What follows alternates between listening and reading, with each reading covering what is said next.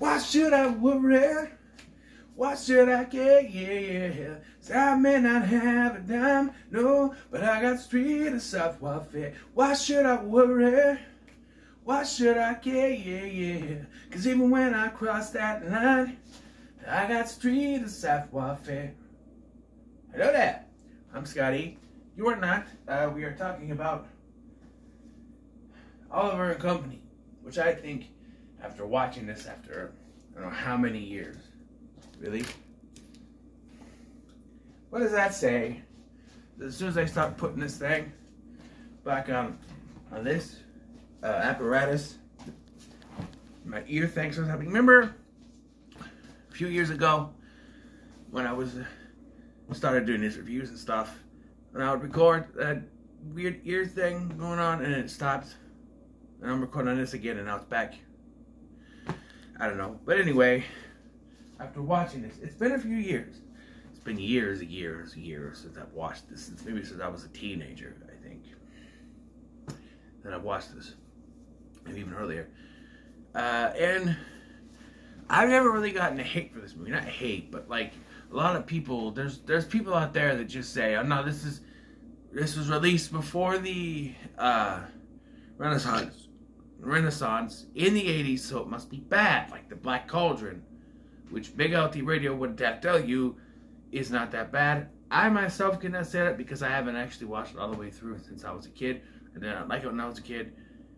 Maybe next year. I was going to borrow his copy, but I'm planning what I was going to do. Didn't work into my plans. So maybe next year I'll find a way to squeeze it in. But who knows. But Oliver and Company, after rewatching this, I feel like not only is it an underrated Disney film, and Disney animated film, but I think it should be considered as part of the start of the Disney Renaissance. And let me tell you why. There are two movies I think should be considered because they came out in the time frame, and they are very exceptional Disney films. They're good.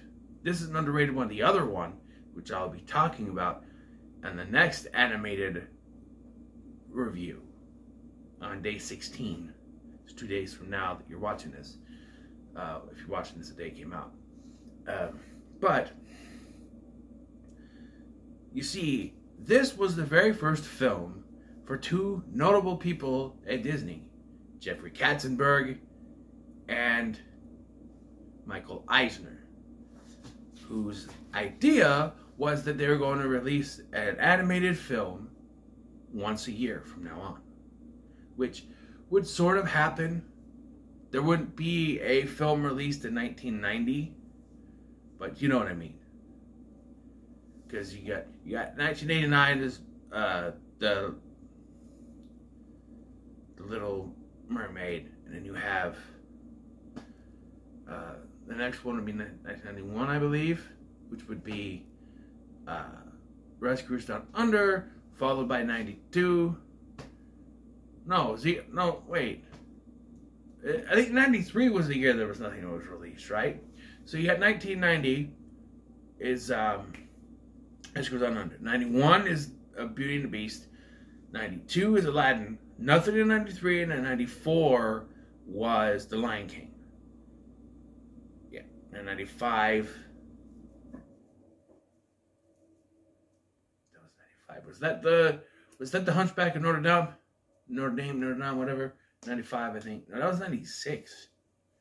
Wasn't it? 95 was Pocahontas. What am I doing? And 96 was Hunchback. 97 was Hercules. 98 was Mulan. And 99 was Tarzan, which was technically the last Disney Renaissance feature. Got it? It's been 2 years since I covered these. Give me a break. Okay? So yeah, you know, I have a ranking video. They go to the Dis-Cember, the first Dis-Cember from 2020, where I covered that. And just kind of, you know, I covered all the Renaissance movies.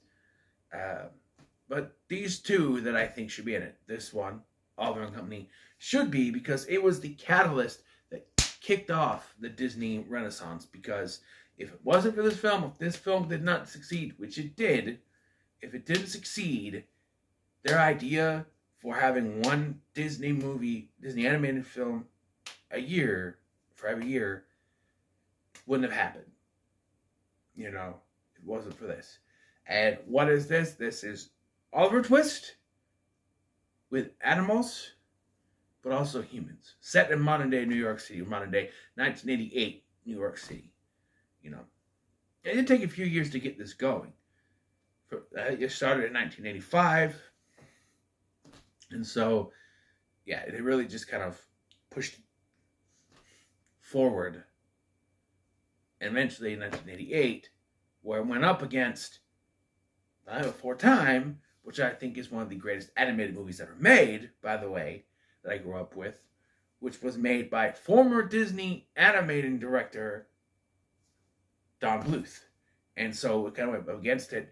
And if I remember hearing correctly, it kind of won. And then later, when it was re-released in 1996, went up against the sequel to All Dogs Go to Heaven, which I don't think was actually directed by Don Bluth. Hold on. It's a sequel to a Don Bluth, but I don't think.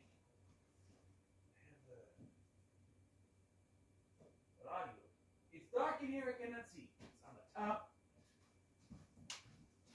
I have my collection stacked in the bedroom now. I'm running out of room. Okay, I got the collection, 1 and 2. No, it was directed by Paul Sapella and Larry Lecker, whatever. Yeah, Don Bluth didn't direct the sequel. He didn't. I don't think he ever really did sequels.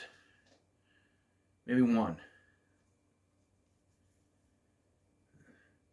That's another one of my favorites, animated films. All Dogs Go to Heaven. But, yeah, you know. Well, he did Bartok, right? But that was a spin-off, not a sequel. Maybe a prequel? I don't know. I've never seen that one. I've seen Anastasia. Didn't care for it. Tried too hard to be Disney.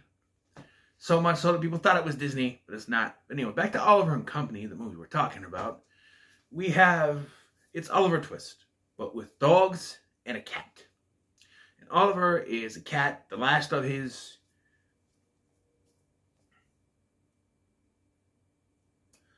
not herd, what is it? Litter. The last of his litter of kitties, you know, for cats, last of his litter. And he's wandering the streets of New York when he meets Dodger. By the way, Oliver is voiced by a young Joey Lawrence, much like with the Clint Howard voicing Hathie's son in Jungle Book. I had no idea. I'm like, that voice sounds very familiar to me. And then I looked it up, like, yeah, that's a Lawrence brother. They all sounded very similar when they were younger.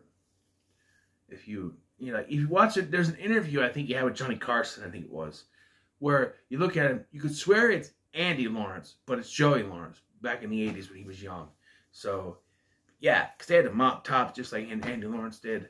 Andy Lawrence and I are only a year apart, so, you know, we have that connection in common. Not really common, we're a year apart, but he's born in 88, I was born in 86, so he was born the year this movie came out, so, hey, you got a hit movie and a little brother. So there you go. Another little brother. Yeah, and Dodger, which I read Oliver Twist growing up. And I've seen the Wishbone episode. But in the book and other stories, he was the Artful Dodger. The Artful Dodger. So he's just Dodger here, and he's voiced by Billy Joel. And I think it was a big move for them to cast a singer who I don't think has ever really acted before as one of the main characters, but it worked. And hey, his hit song, which by the way is the only song that he sang and released and recorded and released, that wasn't written by him, as far as I know, became a hit. But the music in this is one of the best things, along with the art of this movie, just the way that, like, the opening of this movie has this matte painting thing that just looks great as they go into New York City, paired with the song Once Upon a Time in New York City, which gives it that storybook, Once Upon a Time, you know, sung by Huey Lewis in the News, or Huey Lewis, I think it's just Huey Lewis. Had no idea he sang a song in this movie. Had no idea. I know the song was Once Upon a Time in New York City, but I only liked Why Should I Worry. I knew of the da-na-na-na, na, na-na-na. I don't know what song that is, but that one. I think it's sung by Rita, the dog Rita, which is actually one of the Pointer Sisters sings that song with the singing voice of Rita. I know that one and the You and Me Together Will Be, because they were on the Disney sing-alongs. I had a music class when I was a kid, and on days where they didn't have a lesson or just wanted us to, relax or whatever, they'd put in a Disney sing-along and we'd sing along to it. And this one was played a lot. The Why Should I Worry one had Why Should I Worry and the You and Me Good Company, I think was the name of the song, was on that one. And then there was another sing-along that had that da-na-na-na, na-na-na. I don't remember which one it was, but yeah. And then, so you have, I remember all these dog characters. We have Dodger, which is Billy Joel.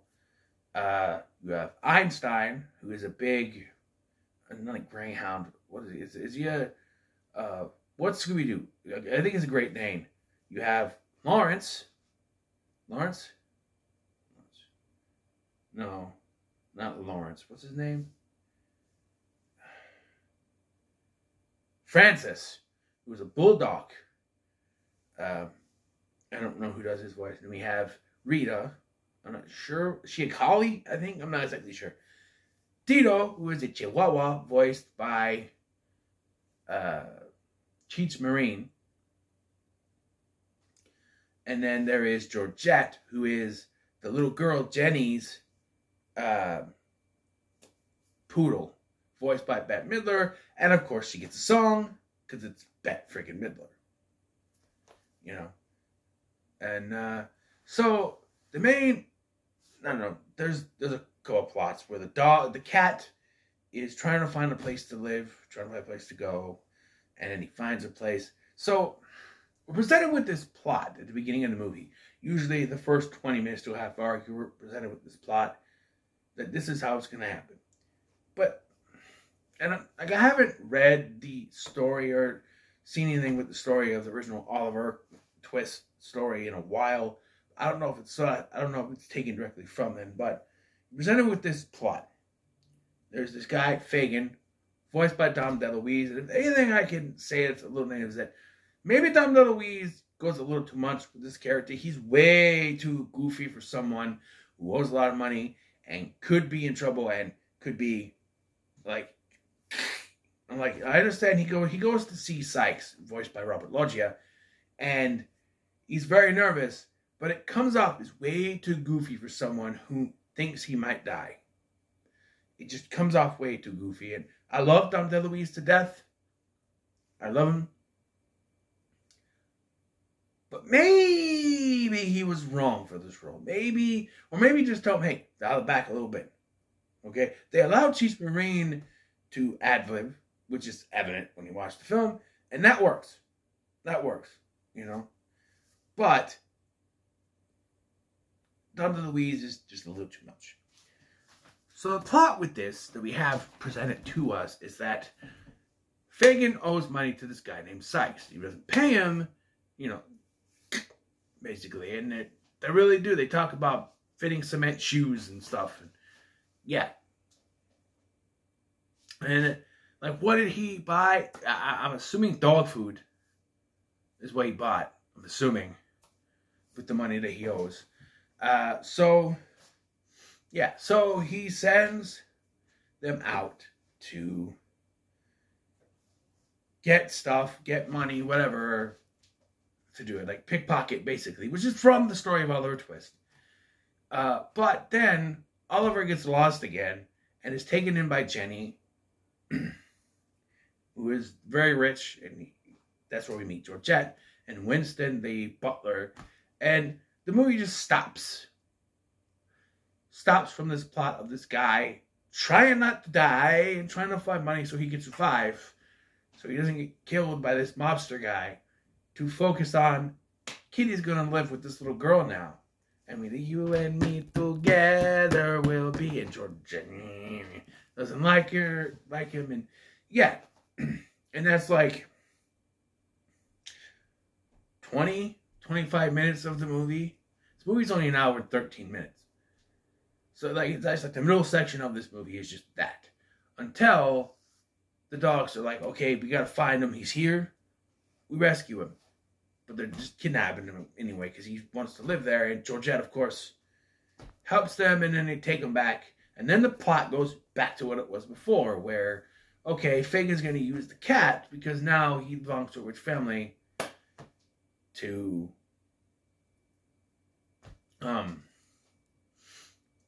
get ransom money for the cat. But then it's just because the parents are out of town, because they're presented as all these parents who are kind of absentee parents. They're all away a lot. It's never really gone into that much, and that's fine. There's way too many of these movies, kids movies especially, where it's like, oh, the parents don't care. Like, We're Back has that whole thing with Anita or whatever her name is. Her parents are absent-minded, leaving her alone a lot. And it's like, okay, we don't need to do that all the time. And I think that came out after this. So, you know. But, yeah. So, she shows up with a piggy bank and Fagin has second thoughts. But he'd already told, like I said, there's that scene where he goes to tell Sykes. He's very nervous, too goofy. He has a change of heart and he gives the cat back. But Sykes sees this and kidnaps the girl. And that's going to be his way to make money, I guess. So, Fagin, along with all the dogs and Oliver and Georgette, are going to save the day. And there's like a flirting thing between Tito and Georgette, which kind of works. And it makes me want to see a rom-com with Bette Midler and Cheech Marin as love interest. Hey, baby, come with me, my lowrider, chica. I don't think so. Oh, come on, I can take you anywhere you want, you know. We can go uptown, downtown. We can go anywhere. We can go LA, Nueva York, you know. We can go, you know. As long as you don't mind, my friend. Hey, quiet down up there, man. Like, I'm trying to sleep, man. Oh, I'm sorry, man. I'm just trying to get this chica, you know. I don't know how that turned into a Cheech and Chong, but, you know. Be interesting. And yes, I think it is a pretty good Cheech impression. Anyway. I didn't realize I could do that, by the way. My Cheech impression always comes out weird. Hey, come on, man. But you gotta do the voice like this, man. You gotta give a little bit of a gruff, you know what I'm saying, man? Like, you gotta really put it in there, man. You know what I mean? Like I'm gonna drink a Mountain Dew, man. Like, I'm gonna spray some Glade, man. It would have been better if it was Febreze, man. But you know what I mean? Like, I'm gonna watch All That to Go to Heaven, man.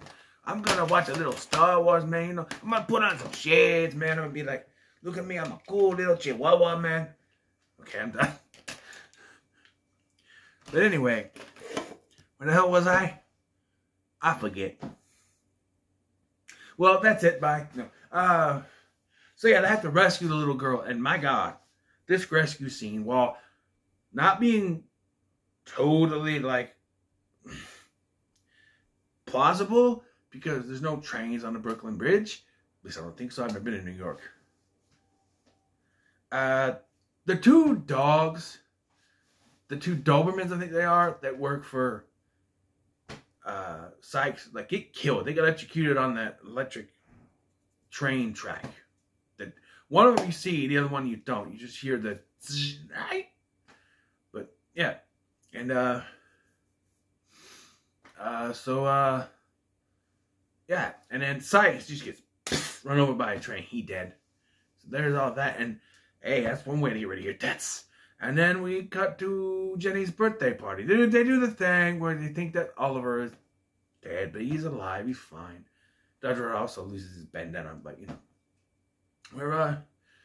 Yeah, and we cut to the birthday party where it's Jenny's birthday party, and everyone's there. And we find the parents are flying home, and so then Fagin and the others, they leave. But Tito is going to stay, but then he's going to be put in a bath. He's like, no, I want to go, man. I got a bath. No, I don't take a bath, man. And I'm not going to start that again. That goes too far when I start doing the Cheech impression, but anyway.